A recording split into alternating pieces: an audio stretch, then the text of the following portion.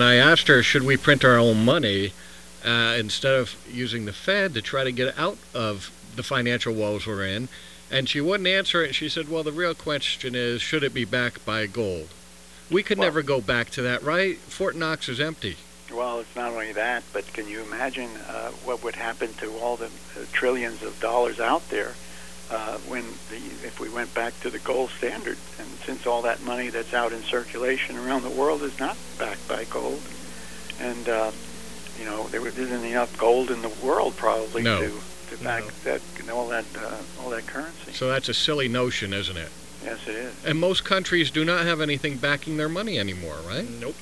No, not anymore. It was a time, of course, when that was the bulwark of the financial system, is to have it backed by some commodity like silver or gold. But now they've gone well beyond that because they're printing so much money that there isn't enough silver or gold to back it. Well, it brings us back to the problem of the Fed, because the government does not have any money of its own, and when it's printing money like it is right now to solve problems, supposedly, they're going into big-time debt. So they have to look to squeeze the American people for more money because that's their source of revenue. Well, yes, it is, but don't forget, the American taxpayer cannot possibly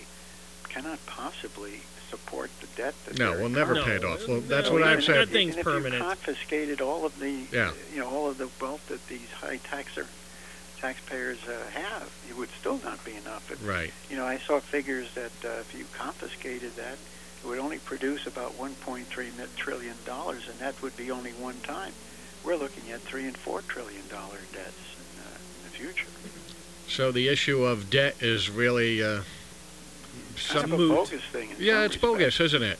Because we'll never pay it off. And there's other countries too, Vincent, right? They're all living with debt too. Well, it's a debtor's world. That's right. And and it's absolutely correct that we do rely on countries like China to pay our debt, or Japan to buy up our debt. And at some point, this kind of a Ponzi scheme of sorts. And China now is, they're sitting there with all these dollars. They're saying, what are we going to do with it? The United States is going to hell in a handbasket. So what they're doing is going around buying property. I mean, you see them coming into the United States and buying businesses and buying other property and so on, because they have all the dollars to do that with, and the prices are really low at this point. Cheap. And we can't restrict them, right? Because then they'll say, well, stop buying your debt. How will you like that? Not only that, but one of the reasons that people buy our debt is because they consider the United States the most stable country in the world, and we're not going to renege on the debt that we incur.